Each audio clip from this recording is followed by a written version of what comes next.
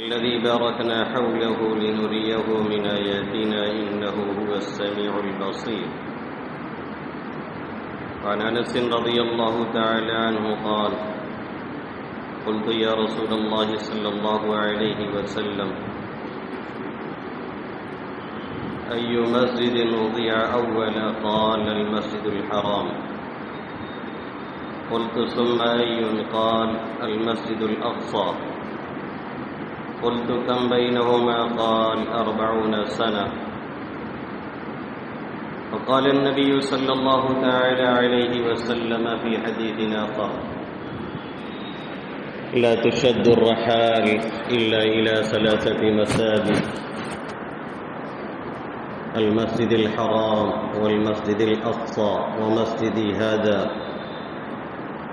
أو كما قال سيدنا وهادينا محمد صلی اللہ تعالی علیہ وسلم۔ میرے محترم بزرگوں اور دوستوں، میرے غیور نوجوان ساتھیوں، اس وقت ہمارے ملک کے میڈیا میں یا باہری ملک کے اخبار اور میڈیا کے اندر اگر کوئی خبر سب سے زیادہ گردش کر رہی ہے یا سوشل میڈیا کے اوپر کسی چیز کے تعلق سے زیادہ تر پوسٹیں، چاہے موافق چاہے مخالف، ہمارے سامنے سے گزر رہی ہیں، تو ہے مسئلہ فلسطین اور مسجد اقصی۔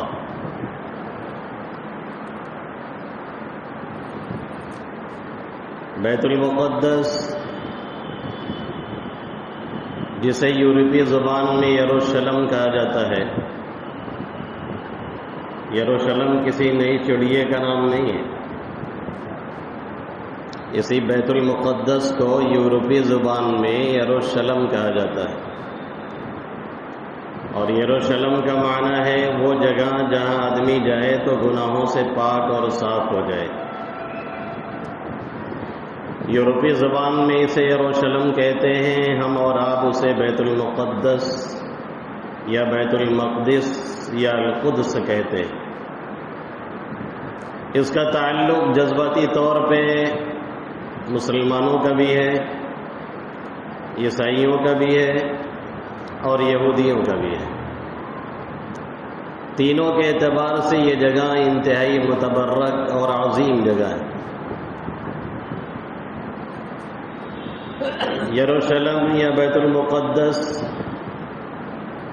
ہمارے اور آپ کے لیے کئی وجوہات کی بنا پر بڑی ہی مقدس جگہ سمجھی جاتی اور مانی جاتی، حتیٰ کہ اللہ کے حبیب صلی اللہ علیہ وسلم کو جو سیر کرائی گئی، جس کا تذکرہ قرآن میں اللہ نے 15ویں پارے میں شروع سے وہیں سے کیا ہی ہے، یہاں سے آپ کو براق کے ذریعہ مسجد حرام سے مسجد اقصی، اور مسجد اقصی سے پھر 7 آسمان، اور وہاں سے سدرۃ المنتہا، اور وہاں سے پھر کہاں تک گئے کسی کو کچھ خبر نہیں۔ حضرت جبرائیل بھی وہیں سے واپس ہو گئے اور کہنے لگے: بگفتہ فراتر مجالم نماز، بمادم کی نیروے بارم نماز، اگر یک سیرے موئے برتر پرم، فروغ تجلی بسوزت پرم۔ کہنے لگے کہ اس سے آگے میرے جانے کی کوئی گنجائش نہیں ہے، اور اس سے آگے میرے پروں میں کوئی تاب نہیں ہے کہ میں اڑ کر کے آگے آپ کا ساتھ دوں۔ اگر میں ایک بال کے برابر بھی آگے چلوں گا تو تجلی الہی میرے پروں کو جلا کر کے خاکستر کر دے گی۔ اب آپ جائیں، آپ جانیں، اور آپ کا رب جانے۔ اسی کو مستر حصوری مرحوم نے کہا: کھولیں گے جبرائیل کیا راز دنا لقد رآ، سدرہ ہی ان کا منتہا صلی علی محمد۔ سدرۃ المنتہا تک ہی ان کی انتہا ہو گئی، تو آگے کے بارے میں جبرائیل امین سے کیا پوچھا جائے، اور وہ کیا بتا سکیں گے جب وہ آگے گئے ہی نہیں ہیں۔ اللہ کے حبیب صلی اللہ علیہ وسلم یہاں سے راتوں رات آپ کو لے جایا گیا بیت المقدس، اور وہاں انبیاء کرام علی نبینا علیہم الصلاۃ والسلام ان کی امامت محمد عربی صلی اللہ علیہ وسلم نے فرمائی۔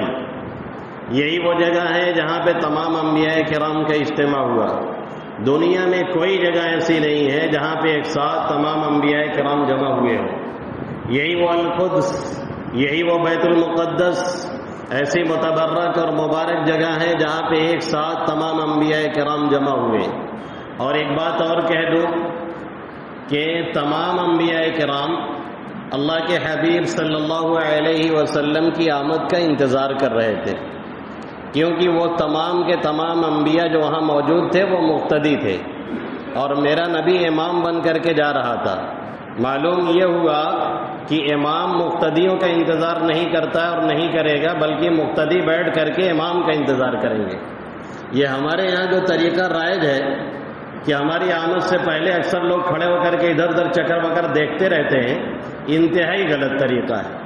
شریعت سے ناواقفیت کی کھلی دلیل ہے۔ خاص طور سے بدھ کے روز ہمیں زیادہ پریشانی میں یہ لوگ ڈالتے ہیں، کھڑے رہتے ہیں، اذان مغرب کی ہو گئی ادھر ادھر جھانکتے رہتے ہیں۔ آپ کو یہ حکم ملا ہے کہ آپ خاموشی سے بیٹھے رہیے۔ امام کا اپنا فریضہ ہے، وہ اپنے ٹائم پہ آئے گا۔ امام کے انتظار کا حکم ہے، امام کو مقتدیوں کے انتظار کا حکم نہیں دیا گیا ہے۔ اور یہ کھڑے ہو کر کے جو چکر وکر دیکھتے ہیں، حدیث میں منع کیا گیا ہے۔ اللہ کے حبیب صلی اللہ علیہ وسلم نے فرمایا کہ خاموشی سے بیٹھ جاؤ۔ 1 منٹ آدھا منٹ یہ بھی ہم سے صبر نہیں ہوتا ہے، اور بہت جلدی رہتی ہے۔ اور جلدی کہاں تک رہتی ہے؟ ہمیں مسجد کے دروازے تک بس۔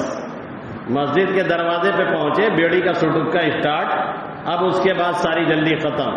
اب وہیں کھڑے رہیں گے، 1 گھنٹے بات کریں گے، 3-4 بیڑی دنکائیں گے، اس کے بعد دنیا بھر کی گپ شپ چلے گی، تب ہمارے پاس کوئی جلدی نہیں رہتی۔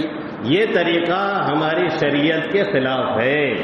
ہمیں اور آپ کو یہ حکم ہے کہ خاموشی سے بیٹھ کر کے انتظار کریں۔ اللہ کے حبیب صلی اللہ علیہ وسلم نے فرمایا، جو نماز کا انتظار کرتا رہتا ہے بیٹھ کر کے، اسے نماز پڑھنے کا ثواب ملتا رہتا ہے۔ بیٹھے خاموشی سے کچھ نہیں پڑھ رہے ہیں، پھر بھی نماز پڑھنے کا ہمیں ثواب ملتا ہے جو انتظار میں بیٹھے رہتے ہیں۔ اور نماز کے بعد اگر بیٹھ کر کے ہم کچھ پڑھتے رہیں تو اس کا ثواب الگ ملتا رہتا ہے، جب تک کہ فرشتوں کو تکلیف نہ پہنچائی جائے، یعنی وضو نہ توڑا جائے مسجد کی حدود میں، تب تک ثواب ملتا رہتا ہے۔ تو اللہ کے حبیب صلی اللہ علیہ وسلم کا انتظار تمام انبیاء کرام وہاں بیت القدس میں کر رہے تھے۔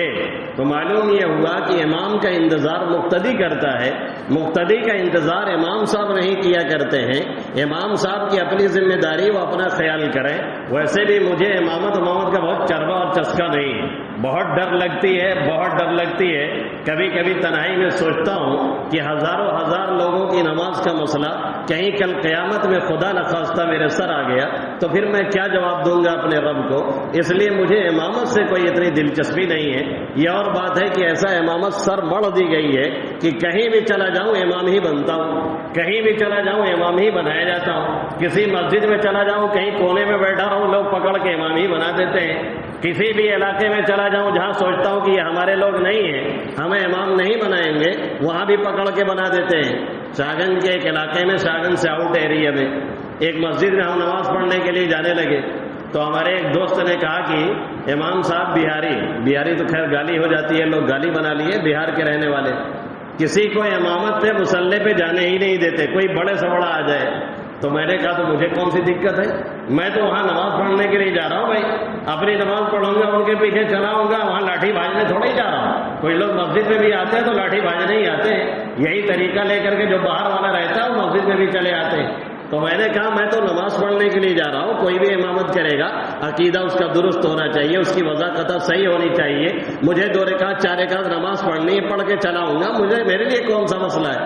گیا کنارے بیٹھ گیا، وقت ہوا امام صاحب آئے، ایسے ہی انہوں نے مڑ کر کے مجھے دیکھا، مجھے پتہ نہیں پہچانتے تھے کہ نہیں پہچانتے تھے، زبردستی انہوں نے مجھے مصلی پہ کھڑا کر دیا اور نماز پڑھا کے میں نکلا۔ میں نے کہا آپ تو کہہ رہے تھے کہ بڑے سے بڑا کوئی عالم آ جائے یا نماز نہیں پڑھواتے، کیسے پڑھوا دیا مجھ سے؟ کہنے لگے من نے کیسے پڑھوا دیا؟ آج تک کسی کے بندے نے امامت کے لیے نہیں بلایا. آپ کو بلا دیا, کیوں بلایا میں خود نہیں سمجھ سکا. بہرحال یہ آپ کا فریضہ ہے اور یہ میرا فریضہ ہے. ہر ایک اپنے فریضے پہ توجہ دے. میں آپ کے فریضے میں دخل اندازی نہ کروں, آپ میرے فریضے میں دخل اندازی نہ کریں, تبھی معاملہ ٹھیک رہے گا. تو اللہ کے حبیب صلی اللہ علیہ وسلم کو راتوں رات وہاں لے جایا گیا, جس کا تذکرہ قرآن مقدس کی آیت میں اللہ رب العزت نے کیا.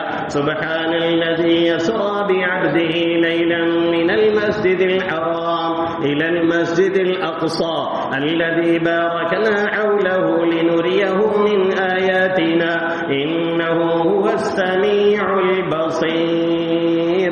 پاک ہے وہ ذات جو اپنے نبی محترم, اپنے بندے محمد عربی صلی اللہ علیہ وسلم کو راتوں رات مسجد حرام سے مسجد اقصیٰ لے کر کے گئی. پھر مسجد اقصیٰ کون سی جگہ ہے؟ اللہ فرما رہا ہے جہاں پہ ہم نے برکتیں رکھ دی ہیں, اور پھر وہاں سے آگے لے کر کے گئے جسے معراج کہا جاتا ہے. پھر ہم نے انہیں بہت سی نشانیاں دکھلائی. ہم جاننے اور سننے والے ہیں, دیکھنے والے ہیں, ہمیں سب کچھ خبر ہے. ایک تو یہ جگہ اس اعتبار سے متبرک ہے, میرے نبی محترم محمد عربی صلی اللہ علیہ وسلم یہاں سے براق کے ذریعہ سے مسجد بیت المقدس گئے اور وہاں پہ آپ نے امامت کرائی انبیاء کرام علی نبینا علیہم الصلاۃ والسلام کی. اور یہی دنیا میں واحد جگہ ہے جہاں پہ تمام انبیاء کرام ایک ساتھ جمع ہوئے اور ایک ساتھ سب نے نماز پڑھی. اور یہ وہی مسجد ہے جس کے بارے میں اللہ کے حبیب صلی اللہ علیہ وسلم نے فرمایا کہ ثواب کے اعتبار سے اور ثواب کی نیت سے اور یہ سمجھ کر کے کہ بہت عظیم جگہ ہے, اس اعتبار سے صرف 3 مسجدیں آپ دیکھنے جا سکتے ہیں اور اس کے لیے سفر کر سکتے ہیں. ایسے تو دیکھنے کے لیے, ٹہلنے کے لیے کوئی اچھی جگہ ہے, اچھی مسجد ہے, آپ کہیں بھی جا سکتے ہیں, لیکن شرعی اعتبار سے ثواب کی نیت سے اور کسی حیثیت سے اس کو بلند مقام حاصل ہے. صرف 3 جگہیں ایسی ہیں جہاں پہ آپ سفر کر سکتے ہیں. اللہ کے حبیب صلی اللہ علیہ وسلم نے فرمایا ایک تو مسجد حرام ہے, دوسرے مسجد اقصیٰ ہے, تیسرے میری یہ مسجد یعنی مسجد نبوی صلی اللہ علیہ وسلم ہے. اور یہی نہیں, حضرت انس رضی اللہ تعالیٰ عنہ کی روایت میں اللہ کے حبیب صلی اللہ علیہ وسلم سے پوچھا گیا سب سے پہلی مسجد کون سی ہے؟ آقا نے فرمایا مسجد حرام. پھر پوچھا گیا دوسری مسجد کون ہے؟ آپ نے فرمایا مسجد اقصیٰ. پہلی مسجد اس کا تذکرہ 4 پارے میں اللہ نے کیا, ان اول بیت وضع للناس للذی ببکہ, سب سے پہلا گھر جو لوگوں کے لیے بنایا گیا وہ بکہ یعنی مکہ کے اندر ہے, یعنی مسجد حرام. اللہ کے حبیب صلی اللہ علیہ وسلم نے فرمایا دوسرے نمبر پر مسجد اقصیٰ کی تعمیر ہوئی ہے. سب سے پہلے اس کی تعمیر کس نے کی ہے؟ مورخین کا اس میں اختلاف رہا ہے. بعض حضرات نے یہ لکھا ہے کہ حضرت ابراہیم نے جب بیت اللہ کی تعمیر کی تو اس سے فراغت کے بعد پھر مسجد اقصیٰ کی تعمیر کی, جبکہ اکثر مورخین نے لکھا ہے کہ سب سے پہلے حضرت یعقوب علی نبینا علیہ الصلاۃ والسلام نے اس کی تعمیر کی اور اس کی بنا ڈالی, اور اس کے بعد حضرت داؤد نے اس کا نقشہ تیار کیا. پھر حضرت سلیمان علی نبینا علیہ الصلاۃ والسلام نے کئی سالوں میں اس کی تعمیر مکمل کروائی اور جناتوں کو کام میں لگایا. اور جب اس کی تعمیر مکمل ہونے کو تھی اور یہ تھا کہ اب یہ تعمیر مکمل ہوگی, اس سے پہلے آپ کی وفات کا آرڈر آ گیا اور حکم آ گیا, اور انبیاء کرام علی نبینا علیہ الصلاۃ والسلام کو وفات سے پہلے اختیار دیا جاتا ہے, چاہے دنیا میں رہیں چاہے دنیا چھوڑ دیں, آپ کو بھی اختیار دیا گیا اور آپ سے پوچھا گیا. حضرت سلیمان علی نبینا علیہ الصلاۃ والسلام نے فرمایا یہ بڑے سرکش ہیں, ان کو میں نے کام میں لگا رکھا ہے, اگر میں چلا گیا تو یہ کام پورا نہیں کریں گے. اللہ نے فرمایا یہ سب ہو کر کے رہے گا, اور ان کی روح قبض کی گئی. وہ اپنے محراب میں شیشے کا بنوا کر کے بیٹھ گئے اور انہوں نے کبڑی ہاتھ میں لے لی اور ٹیک لگا کر کے سامنے دیکھ رہے ہیں. جناتوں کا علم نہیں ہو سکا کہ آپ کی وفات ہو گئی ہے, اور وہ کام کرتے رہے یہاں تک کہ جب تعمیر مکمل ہو گئی اور جو باہری کام تھا سب کچھ پورا ہو گیا, تب جا کر کے دیمک نے اس لکڑی کو کھایا اور وہ ٹوٹ کر کے گرا. پھر آپ پیچھے گرے, تب انہیں معلوم یہ ہوا کہ آپ کی وفات پہلے ہو گئی, جس کا تذکرہ اللہ رب العزت نے قرآن مقدس کی اس آیت میں کیا ہے. فَلَمَّا قَضَيْنَا عَلَيْهِ الْمَوْتَ مَا دَلَّهُمْ عَلَى مَوْتِهِ إِلَّا دَابَّةٌ دابة الأرض تأكل من ساته فلما خر تبينت الجن أن لو كانوا يعلمون الغيب ما لبثوا في العذاب المهين. اس طریقے سے اس کی تعمیر مکمل ہوئی اور اللہ کے حبیب صلی اللہ علیہ وسلم سے پوچھا گیا ان دونوں کے درمیان کتنے سال کا فاصلہ ہے اور کتنا فاصلہ ہے. آقا کریم صلی اللہ علیہ وسلم نے فرمایا مسجد حرام اور مسجد اقصی کے درمیان 40 سال کا فاصلہ ہے. یہ کلومیٹر کے اعتبار سے نہیں، وقت اور مدت کے اعتبار سے اور تعمیر کے اعتبار سے. کلومیٹر کے اعتبار سے مکہ مکرمہ سے اس کا فاصلہ 1300 کلومیٹر بنتا ہے اور اس کی حیثیت اور اس کا مقام کا اندازہ اس سے بھی لگایا جا سکتا ہے. اللہ کے حبیب صلی اللہ علیہ وسلم سے پوچھا گیا سب سے زیادہ فضیلت اور ثواب کس مسجد میں ہے؟ آقا نے فرمایا مسجد حرام میں ایک نماز کا ثواب 1 لاکھ کے برابر. پھر پوچھا گیا پھر کس میں؟ آپ نے فرمایا مسجد نبوی میں ایک نماز کا ثواب 1000 کے برابر اور دوسری روایت کے اعتبار سے 50,000 کے برابر. پھر پوچھا گیا کس میں؟ آپ نے فرمایا مسجد اقصی میں نماز کا ثواب ہماری مسجد کے اعتبار سے 4 گنا کم ہو جاتا ہے یعنی 250. اور دوسری روایت کے اعتبار سے مسجد نبوی اور مسجد حرام میں جو ابن ماجہ کی روایت ہے دونوں جگہوں میں ایک نماز کا ثواب 50,000 نمازوں کے برابر ہے. یہ اس مسجد کی اہمیت اور فضیلت ہے. اور یہ مسجد اگر دیکھا جائے اس اعتبار سے کہ انبیاء کرام کی آماجگاہ رہی ہے اور زیادہ تر انبیاء کرام کا مدفن وہیں پہ رہا ہے شام میں اور اکثر انبیاء کرام وہیں پہ مدفون ہے اور زیادہ تر انبیاء کرام وہیں پہ تشریف لائے ہیں. حضرت عیسیٰ کو یہیں سے اٹھایا گیا آسمان پہ زندہ اور یہیں پر پھر آپ کو دوبارہ لایا جائے گا. اور حضرت ابراہیم نے اس کی تجدید کی اور تعمیر کی. اس اعتبار سے یہ ہماری جگہ رہی ہے اور عربوں کی جگہ رہی ہے. یہودیوں کا یہ کہنا کہ یہ ہماری جگہ ہے یہ درست نہیں ہے کیونکہ عرب حضرت ابراہیم کی اولاد یہ عرب ہیں اور عربوں کی آبادی حضرت ابراہیم کے ذریعہ ان سے پہلے وہاں پہ ہو چکی ہے. اس لیے یہ کہنا کہ یہ ہماری جگہ ہے، اس لیے یہ کہنا کہ ہیکل سلیمانی ہم تعمیر کریں گے، اس لیے یہ کہنا کہ ہمارے متبرک جگہ ہے کسی طرح سے درست نہیں. اور اس کے بعد پھر اس مسجد پر قبضہ رہا کچھ زمانے کے لیے عیسائیوں کا. پھر اس کے بعد بابل کے حکمراں بخت نصر نے ان کے خلاف باقاعدہ تخت و تاراج کیا اور چڑھائی کی اور لاکھوں یہودیوں کو قید کر کے لے گیا اور ان کی بری طرح سے پٹائی کی یہاں تک کہ یہ مسجد بہت زمانے تک ان سے آزاد رہی. پھر پلٹ کر کے ان لوگوں نے اس پر قبضہ کیا اور حضرت عمر فاروق رضی اللہ تعالیٰ عنہ کے دور میں سعد بن ابی وقاص اور ابو عبیدہ بن جراح اور دوسرے صحابہ کرام رضوان اللہ تعالی علیہم اجمعین نے اس مسجد پر پھر چڑھائی کی اور وہ چاہ رہے تھے کہ صلح کے طور پر اس کو فتح کر لیا جائے اور خوریزی نہ کی جائے. اس کے لیے انہوں نے یہ شرط رکھی کہ تمہارے حکمراں امیر المومنین عمر فاروق رضی اللہ تعالیٰ عنہ آ کر کے معاہدے پہ دستخط کریں. انہوں نے پیغام بھیجا. عمر فاروق نے مدینہ کے اندر حضرت علی کرم اللہ وجہہ کو اپنا جانشین مقرر کیا اور وہاں سے چلے یہاں تک کہ جابیہ پہنچے اور جابیہ کے مقام میں آپ کو روکا گیا اور وہاں پہ یہودی وغیرہ آئے اور ان سے معاہدہ نامہ لکھا گیا اور لکھوایا گیا.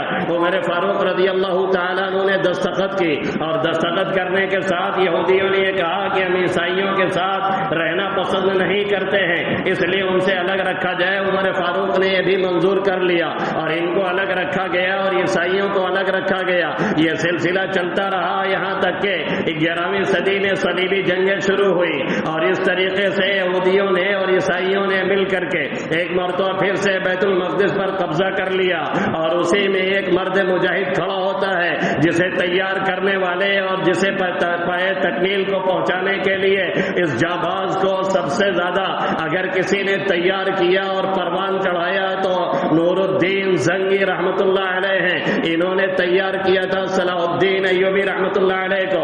1169 میں مصر کے تخت پر یہ شخص جلوہ نشیں ہوا اور 16 جنگیں انہوں نے لڑی ہیں یہودیوں سے اور عیسائیوں سے انہوں نے 16 جنگیں صلیبی جنگیں کی ہیں. یہاں تک کہ 1187 کے اندر بیت المقدس کو فتح کر کے ہمارے ہمارے اور آپ کے حوالے کر دیا، لیکن ہم تو ٹھہرے عیاش، لیکن ہم تو ٹھہرے بدماش، لیکن ہم تو ٹھہرے اپنی مقدس جگہوں سے لا تعلقی ظاہر کرنے والے، لیکن ہم تو ٹھہرے اپنے مساجد سے دوری اختیار کرنے والے، لیکن ہم تو ٹھہرے اپنے متبرک مقامات سے غفلت برتنے والے۔ نتیجہ یہ نکلا کہ پھر سے یہ جگہ ہم سے اور آپ سے چھین لی گئی، اور یہاں تک یہاں پہ تخت و تاراج کیا گیا، اور یہاں پر تخت و تاراج اور یہاں پر وہ حملے کیے گئے کہ صرف ایک دن میں ہمارے اور آپ کی جانوں کا نذرانہ جو پیش کیا گیا، یورپی مورخین نے جسے لکھا ہے 70,000 ہماری ماؤں کو، بہنوں کو، نوجوانوں کو، بوڑھوں کو اور بچوں کو ایک دن کے اندر یہاں پہ شہید کیا گیا تھا، اور اس کے نتیجے میں وہاں کی گلیاں خون سے صرف لال نہیں ہوئی، گھٹنوں گھٹنوں تک وہاں پہ خون بہ رہا تھا، چلنے کی گنجائش نہیں رہ گئی تھی۔ اس طریقے سے یہ جگہ پھر سے یہودیوں کے قبضے میں گئی، اور ہٹلر نے جب ان لوگوں کے خلاف چڑھائی کی تھی، یہودیوں کا اتنا مارا تھا، اتنا مارا تھا، دنیا میں کہیں ان کو رہنے کی جگہ نہیں مل رہی تھی۔ فرانس نے، جرمن نے اور انگلینڈ نے، سبھی ملکوں نے ان کو پناہ دینے سے انکار کیا، اور ہٹلر نے کچھ یہودیوں کو چھوڑ دیا تھا،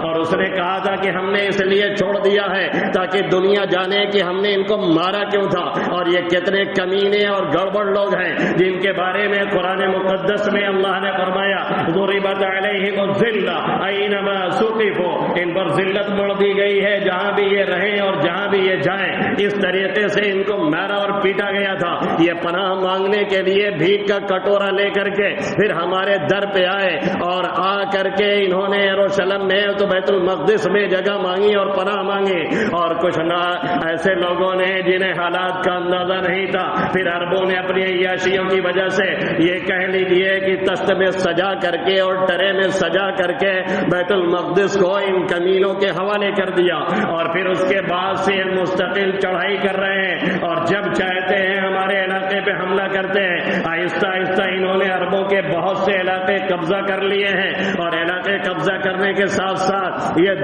دن رات یہاں پر کوشش کرتے رہتے ہیں، اور غزہ پٹی پہ یہ بار بار حملہ کرتے ہیں۔ یہ حملہ کوئی نیا نہیں ہے، یہ حملہ ان کا سال بھر چلتا رہتا ہے، اور اگر یہ کہا جائے کہ دنیا کی سب سے بڑی جیل کہاں پہ ہے تو آپ کو بلا خوف و خطر یہ کہنا چاہیے کہ دنیا کی سب سے بڑی جیل ہماری اور آپ کے لیے غزہ پٹی ہے، جہاں پہ 23 لاکھ ہمارے بھائیوں کو، بہنوں کو، ماؤں کو اور بیٹوں کو اور بیٹیوں کو محصور کر کے رکھا جاتا ہے، اور دنیا کے سارے رابطے ان سے منقطع رہتے ہیں، اور نہ وہاں پہ کوئی رسد پہنچتی ہے نہ کوئی کمک پہنچتی ہے۔ اچانک سے یہ حملہ جو ہوا ہے فلسطین کی طرف سے اسرائیل پر، دنیا بلبلا اٹھی، کیونکہ اسرائیل کو یہ ناز تھا اور دنیا بھی یہ جانتی تھی اور سمجھ رہی تھی کہ اسرائیل ایک ناقابل تسخیر ملک ہے، اور اس کا ڈیفنس سسٹم اتنا بہتر ہے کہ اگر ایک پرندہ بھی اس کی سرحد میں داخل ہوتا ہے تو اسے معلوم ہو جاتا ہے اور پتہ چل جاتا ہے، اور 5 منٹ کے اندر 5000 راکٹ آ کے گر گئے اور معلوم نہیں ہو سکا۔ انہوں نے پلاننگ کچھ اور کی تھی، تیاری کچھ اور کی تھی، اپنا ڈیفنس سسٹم کسی اور طریقے سے نصب کیا تھا، اور دوسری طرف سے ان کو یہ اطمینان تھا کہ یہ غزہ میں پوری طرح سے گھیرے گئے ہیں، ان کو کہیں سے کوئی مدد نہیں، کوئی رسد نہیں، کوئی کمک نہیں، کہیں سے کچھ پہنچ نہیں رہی ہے، اس لیے ان کی طرف سے امید نہیں ہے کہ یہ کچھ کر پائیں گے، اور 5 منٹ میں 5000 راکٹ جو برسائے گئے اور ان کے علاقے کو جہلا کر کے رکھ دیا گیا، تو دنیا بھی ایک طرح سے ہلنے پہ مجبور ہو گئی، اور انہیں یہ خطرہ اور اندیشہ ہو چلا کہ یہ جب ہر طرح سے گھیرے ہوئے لوگ ہیں، پھر بھی اس کے باوجود ان کا ایمان اتنا مضبوط ہے اور ان کی ایمانی قوت اور طاقت میں یہ صلاحیت ہے کہ انہوں نے ہمارے ڈیفنس سسٹم کو، جو پوری دنیا میں سب سے سالڈ اور محفوظ سمجھا اور مانا جاتا ہے، اسے ہلا کر کے رکھ دیا ہے۔ تو اب بوکھلا کر کے اسرائیلی بے دھڑک بمباری کر رہے ہیں، جہاں پہ زیادہ تر شہادتیں بچوں کی ہو رہی ہیں، جہاں پر زیادہ تر شہادتیں ماؤں کی ہو رہی ہیں، اور زیادہ تر شہادتیں سویلین کی ہو رہی ہیں۔ لوگ کہتے ہیں کہ اس تعلق سے کوئی بات مت کیجیے۔ آج ہی ایس ڈی ایم نے کہا تھا جونپور کے ایک عالم سے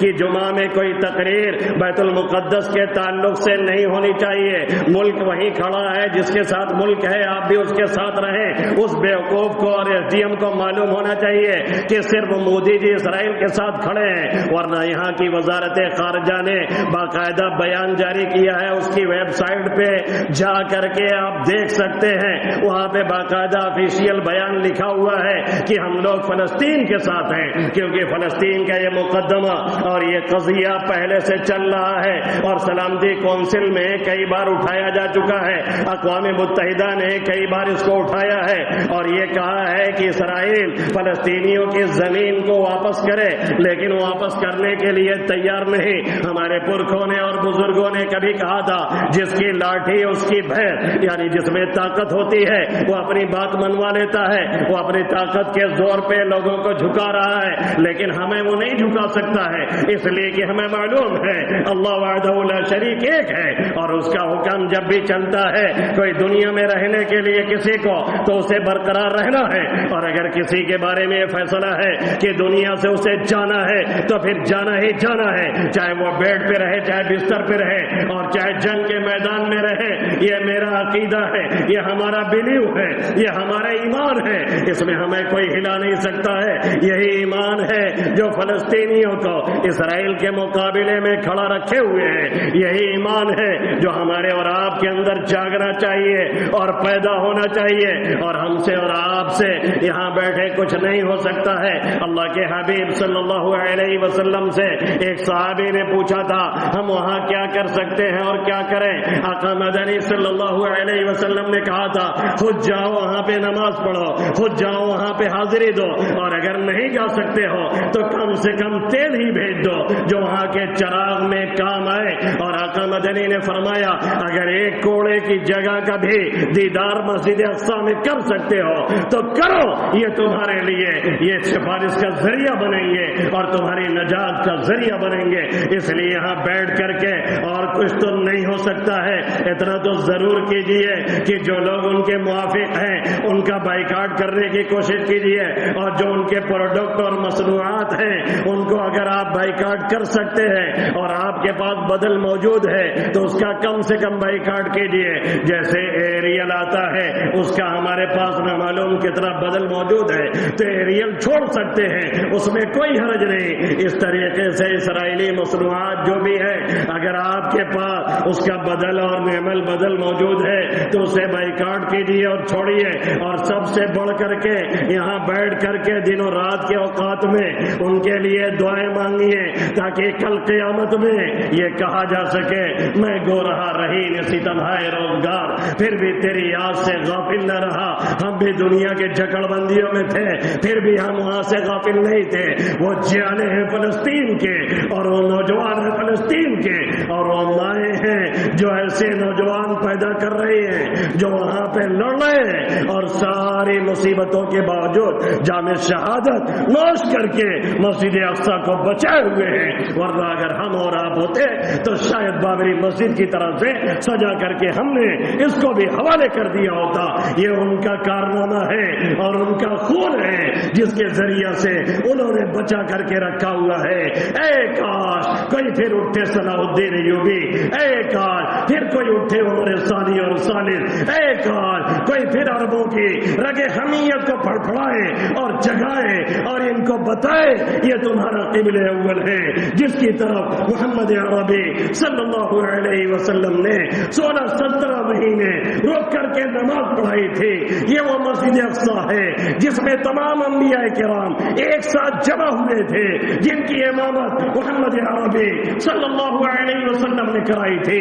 اے کاش ہمارے دلوں میں یہ احساس جگتا کہ ہمارا وہ قبلہ اول ہے اور ہم سے وہ چھین کر کے یہودی جب چاہتے ہیں اس میں بوٹ پہن کے داخل ہوتے ہیں اور جب چاہتے ہیں اس میں لے کر کے سواری دندناتے پھرتے ہیں، کوئی مائی کا نام نہیں۔ عربوں میں جو یہ کھڑا ہو کر کے کہہ دے ہم تم سے چھین کر کے اس میں جا کر کے ہم نماز پڑھیں گے اور اپنے رب سے کہیں گے صلاح الدین تو نہیں تھا لیکن اس کی اولاد زندہ تھی۔ یہ کیا ہو رہا ہے؟ یہ عیاشیاں، یہ خرمستیاں دینا یہ رات کے نٹ کی دنیا میں عیاشیوں میں پلنے والے نوجوان خدا کی قسم کبھی بھی بیت المقدس نہیں چھین سکتے. وہی چھینے گا جس کے دلوں میں درد ہوگا. سلطان صلاح الدین ایوبی علیہ الرحمہ نے کبھی کہا تھا اگر کسی قوم کو بغیر جنگ کے مارنا ہو تو اس قوم کے نوجوانوں میں فحاشی پھیلا دو. آج اس قوم کے نوجوانوں میں سب سے زیادہ عریانیت، سب سے زیادہ فحاشی، سب سے زیادہ گندی فلمیں یہ ہندوستان اور پاکستان کے مسلمان دیکھ رہے ہیں. تو پھر مسجد اقصیٰ ہمیں کیسے ملے گی؟ اس کے لیے پاک صاف ہونا ضروری ہے. کاش یہ جذبہ ہمارے اور آپ کے اندر ابھرے اور ہم بھی لٹک کر کے کسی طرح سے وہاں پہنچے اور اسے لے کر کے کہے ربا ہم بھی آئے تھے تیری راہوں میں اور ہم نے بھی کوئی نذرانہ پیش کیا تھا. اگر اتنا بھی کسی کے دل و دماغ میں جذبہ نہیں پیدا ہوا تو خدا کی قسم کل قیامت میں یہ صوفی جی لوگ نہ پکڑے گئے تو شمیم اپنے باپ کی اولاد نہیں. اللہ رب العزت ہمارے اندر صحیح جذبہ پیدا فرمائے اور مسجد اقصیٰ کو ان غاصب یہودیوں سے اللہ آزاد فرمائے. آمین یا رب العالمین. وما علینا الا البلاغ المبین.